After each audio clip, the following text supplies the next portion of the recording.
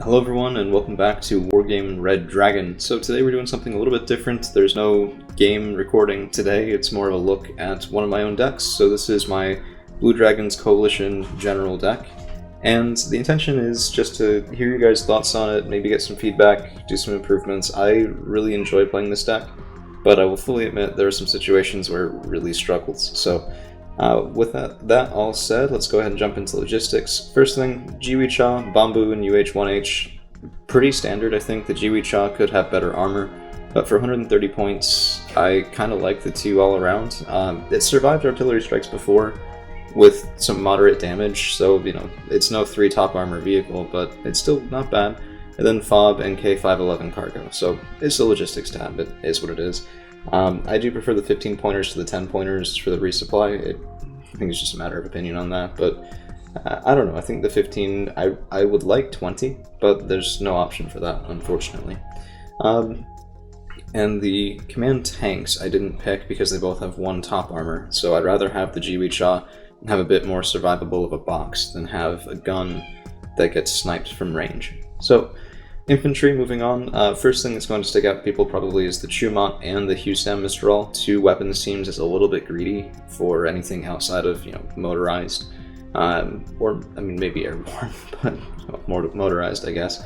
And the reason I take these is because, so the Chumot, 2450 meter range is not exceptional, but the 60% accuracy, 21 AP is very nice, and high availability on it too. So you can kind of thread these around a little bit more than you could some of the higher end ATGM teams. And then Husam Mistrals are just phenomenal. 5 strength unit, 26-25 meter range. We've all seen these. They're, you know, it's the same version as the French. And in KM 900s, these guys can really get around with your opening push, set up a nice man-pads team in a forward position, and deny enemy air. So I like them. I think they both have their purpose. It does leave you a little bit light on the infantry side, and that comes with a bit of a drawback, right? Because I haven't really taken elite infantry here. It's Sochung-Su 85 and Suja Buntai 90, both of which are regular training, which means that my infantry are going to need support in woods engagements and town engagements, any sort of infantry to infantry fighting. And the way that I try to get around that is by, one, having the Hachikyu Shiki, which is a phenomenal fire support infantry fighting vehicle, but also by having 10 Kutai 90. So these guys, yeah, they're paratroopers, which I'd rather kind of have them on the ground, but I need some sort of paratrooper option over here as well. And, you know, these guys, the Sochung-Su 85 and the Suja Buntai will sort of lead, and then if I have a double squad of Kutai 90 behind it, Carl Gustav M2s aren't phenomenal. I mean, it's just a 30-point team, but at least the elite training and the mini-me will give infantry a run for their money. So they'll do the killing while the Sochung-Su kind of do the dying, which, yeah, not everyone can come out alive, unfortunately. So that's the intention. So let me know if you guys think changes should be made there. I've toyed around with having just Yebagun spam instead of the Sochung-Su, but I don't know about that. I've had mixed success. Sometimes it works, sometimes it doesn't. Yebagun sort of work for a hold 'em and hit 'em strategy with bombers or artillery, and I've done that before. I do it more often in Blue Dragon's mech than I do in the generic, though. And much as I'd love to get the M67 Han team on this, I don't think there's space for it when I already have Chumot and the Husam Mistrals. So onto the support tab, we have Hawkpip 2s and Tansam short arrows. So these guys both have 33-25 meter range against helicopters, which is kind of a requirement for me. I really, really hate enemy helicopters, particularly because sometimes the shorter range anti-helo options, just like the 2650 or the 2800, they'll get shot back. I'm sitting there going, no, this is not what I'm paying you for. So both of these are a specific intentional choice. The short arrow has kind of questionable accuracy, and if we take a look at, for example, that compared to the closed arrow, this really highlights it, right? So the closed arrow is 70% accuracy, 70% stabilizer, can fire on the move even just as well. The short arrow can't. HE power is the same, ammunition's the same, cost, short arrow is a little bit more expensive, but the closed arrow to me is strictly worse than putting out a Mistral team, because now if we pin that for comparison and come over here, the Husam Mistral team is cheaper, it's faster because the KM 900 is faster than the closed arrow truck, and a little bit less in terms of accuracy and ammunition, but the same HE power, and the Mistral has better range. So I like it. I think it's a bit nicer of a way to punch out of towns at enemy helicopters. So continuing on with support, we have, of course, standard mortars, and then the 203 SP, which is not my favorite deal, but it kind of reminds me of the Israeli Cardon. And it's a 90-point, 10 HE power artillery piece. I've been debating taking 4 at trained instead of 2 at hardened and just sort of volume of fire, and I think actually we are going to switch to that. I want to give it a try sometimes. The intention is, for those longer games, the ones edging up toward 40 minutes, or destruction where you need good artillery support to get an edge oftentimes, these guys are pretty phenomenal at doing that. So, moving on to the tank tab, there's a lot of good options here, and in my mechanized deck, I do take Nanayan-Shiki Gs, which I just kind of want to focus in on, as I would love to take these guys in this deck, I just don't think there's a place for it. And here's the rationale. K1s are a nice workhorse tank. 9 rounds per minute, 60% accuracy, 17 frontal armor. I mean, it's a good gun, it's good armor, it's decent speed for the price, right? So this is a good workhorse. The K1A1 can take out things that the K1 cannot. So looking at the differences in the gun, 22 AP power is way better than 16. So this is really your cheapest available heavy punch. Then the Q Marushiki is a super heavy, and you kind of need that these days. Plus, I mean, I know it's not the best super heavy around. The frontal armor is way too light to have that be the case. But the 12 rounds a minute and the unique rate of fire off that main gun is oftentimes very, very effective. So that can get a high number of kills very quickly on enemy infantry fighting vehicles, mid-tier tanks, anything like that. It can really clear the way. And then your support can help it duel against other super heavies. So for example, the Chumot that you're spreading out all over the map. Alright, so that's just the rationale there. And if I had an additional activation points, I'd probably take the Nanayan-Shiki G for infantry support. It just kind of gets edged out, I think. Alright, so onto the Recon tab, and this is where a lot of players will play out of quite significantly during the game, and so will I. And the first questionable decision I think I've made here is taking both the OH-6Ds and the OH-1 Ninja. So the OH-6D is just your standard 30 points Recon Helo, and I tend to favor Recon Helos at that price range with guns. So if we look, for example, at the OH-6, 15-point difference, good versus very good optics, the same strength, reasonably the same speed and autonomy, but the OH-6D has rocket pods, which means it can actually do something against enemies that it spots. It's also way cheaper, so I care less if it dies, and very good versus exceptional optics is sort of where you'd have it more forward or backward in your own deployment, right? So very good is not necessarily enough to still get forward vision off of this thing. Plus, frankly, it's cheaper to use the OH-6Ds to do, the sort of throw a recon helicopter up to the side of the map, make sure you're not having anyone sneak around you with some helo push or anything like that, paratroopers are on the side. And then for the actual punch and for vision, we have the OH-1 Ninja, which is unique to Blue Dragons and I think exceedingly powerful. So there are helicopters, of course, that can take this guy out or are similar in function. Like the PH-2 Tiger has stingers on it and can definitely handle anti-helicopter work, but it's also way more expensive, and the price point of the OH-1 Ninja I think makes it an exceptional tool, especially when paired with exceptional optics and a very small size. So it's pretty hard to spot because of the very small size. Its optics are extraordinary, and one of these guys can reasonably take on enemy helicopters and paratroopers as well. It's particularly useful in the opener, so I like both of these helicopters. I put them both in for that reason. I have, however, been going back and forth about the Hachi Nanashiki versus the KF-90. So the idea here is the Hachi Nanashiki is extraordinarily fast. 2 frontal armor is at least better than 1. It's some protection against enemy vehicles, and particularly against enemy autocannons. And it has an autocannon of its own, and has that wonderful 150 km/h road speed and 100 km/h off-road speed. So this guy, if he gets around, threaded through enemy lines or anything like that, can really be impactful.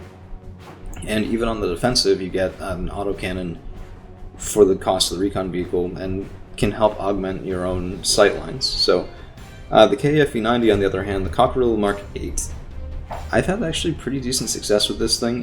It's better than you might think for taking on transports stopping an infantry push or something like that in combination with other vehicles in a light tank. It's not the best gun ever. It's 2100 meter range, 13 AP, 7 rounds per minute rate of fire, but it doesn't need to be perfect, and it just gives good optics at a reasonable price. But I think for right now we're sticking with the Hachinano Shiki, and that leads me to Recon Infantry. So Tukjunswa in both slots is a little bit questionable as well, but I really love the Elite Infantry. I find that having these guys on call, having all 10 of them, plus having the Kutai 90 means that my infantry force is really relatively flexible. I can use garrisons, I can make garrisons out of Sochung Su 85, we can do the sort of cheap stuff, spam to fill out a failing position that just needs to have some bodies to make the enemy slow down, or we can do the Elite Punch with the Kutai 90 and the Tukjunswa. In addition, these guys come in recon vehicles themselves, and they're not phenomenal recon vehicles, but they have good optics, they're 15 points, and they're very fast. What more can you ask for, right? They're basically better versions of the KM 900 for 5 additional points. So, that's the recon tab. Other contenders, I've tried the Fiat, I can never make it work. The Mark 19 grenade launcher never gets its value, at least in my opinion, from my experience, and I think, excuse me, I think the Mitsubishi M2 is just enough said just looking at it, so unfortunately that's what we've got. Alright, vehicles. I have a lovely, very empty vehicle tab. There are some options in here I would like to take a look at, but again, activation points are at a premium, and I don't think there's anything here that really fits the bill. You could argue the Mitsubishi Jumot is, for 15 points that's pretty nice. You could double stack these or even triple stack these and just send out buckets of ATGMs, and that could be reasonable. Also, the Rensau 106mm is a pretty decent 15-point fire support vehicle, so it might be a good idea to take him. Let me know what you guys think on that. Helicopters, we have the AH-1T.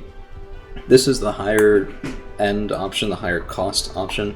I've had good success with the AH-1J as well, pairing that with a Ninja and then just using it for clearing out enemy forward positions at the start, but the AH-1T can do that a little bit better. I like the really good TOW2s. If we compare, for example, to the AH-1S, which, by the way, there's a Japanese and South Korean version, both, what you'll immediately spot is that the TOW2 is just way better than the ITO, and I think that sort of makes up for the difference in price. 10 points for 5 AP power on your ATGMs is a very discounted rate.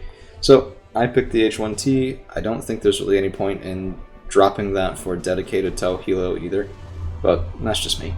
And now we get into the good stuff, the air tab. So we have a KF-16 Block 52D, one of my favorite planes in the entire game. Yeah, it's 160 points, but 50% ECM, exceptional air detection, 1,000 km/h speed, decent time over target, 50 meter range, seed missiles, 2 of them, not even just 1, and 4 really nice AMRAAM missiles to round it out. So I think this is probably one of the more cost-effective planes in the game in terms of buying something for anti-radar AA, and it doubles as a backup air superiority fighter, right? So I pair those with KF-16Cs, and these just, they carry 6 AMRAAMs, which is pretty phenomenal as well. So maybe a little bit less cost-effective than some for sheer dogfighting, right? Like they don't have a tertiary missile, right? So there's not going to be any sort of paired firing there. But a double squad of KF-16Cs can deny 3-4 bombers all at the same time because between the 2 of them they have 12 missiles. They're just not going to run out of missiles before the enemy bombers run out of strength. So I think these guys are wonderful defensive air superiority fighters, and then that combined with the Block 52D just gives you some pretty wonderful capabilities in the air. Peace Pheasant 2, this is maybe a bit of a questionable choice. I tend to find that the Maverick missiles don't land all that often, but it's basically, I think it's your best anti-tank plane in the Coalition, which unfortunately does need that capability pretty badly. So we only have 3 anti-tank tools in here that aren't tanks themselves, right? We have the Peace Pheasant 2, we have the AH-1T, and we have the Chumot. So there's no ATGM vehicles. The Chumot is not an exceptional ATGM team just because of the range, right? And you can't always get to the enemy tank formations with helicopters if they have something like, oh, I don't know, a short arrow protecting them, so they're going to have 33 25-meter range denial capabilities, and you only have 26 25-meter range anti-tank capabilities. So I love Peace Pheasant 2s. I used to take 2 cards of them, actually. I think I've gotten away from that just because I tended to find when I needed the second card, I was already just losing harder than was really recoverable. And because of that, we've switched things up a little bit. We have 2 Peace Pheasant 1s. These guys are the just big bombers. 25 to 27 kilogram bombs is a huge payload. Yeah, I mean, the 500-pound bombs are not the most killy. It'd probably be better if they were like the F-111C with the 1,000 kilogram bombs. But it is what you get in Blue Dragons, and we've now complemented that with F1. These guys, I'm still getting used to them. I think sometimes I've had good luck with them, sometimes I really haven't. One of the videos from a couple weeks ago, I used this guy and was able to just snipe an enemy CV, and what I noticed is that their bombing pattern is pretty vertical. So it's a straight vertical line off of where you call the plane in, or where you call your fire on position for, rather. And that actually helped me make sure that the CV couldn't dodge, because he was trying to get away from it, he was backing up, and then the bombs just took care of that extra spread. So for 90 points, I think it's a much more cost-effective option if you need a quick answer than the Peace Pheasants, and there's also 4 of them, which, yeah, that's 4 at rookie. Maybe I should take 2 at veteran, I don't really know. I like to not run out of these guys, and that extra availability certainly helps achieve that goal. So that's the whole deck. I don't fiddle around with the naval tab, so let me know what you guys think. I'll back out just for a second to show off, again, the whole deck cards, I guess. And always open to recommendations. So, yeah, that's all we've got for today. Thank you guys for hanging around. We'll see you again real soon.